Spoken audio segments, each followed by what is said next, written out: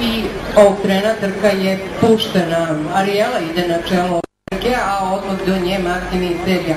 Ariela, pa i tu je i Diamond King, Martin Misterija i Ariela, a u drugoj skupini su Desert Storm se izvojio iz druge skupine i dalje bez promene. Diamond King, Ariela, Martin Misterija prilično ujednačeno. Martin Misterija sada izbija na čelo ove trke, Martin Misterija izbija na čelo, Diamond King i Ariela drže drugu i treću poziciju.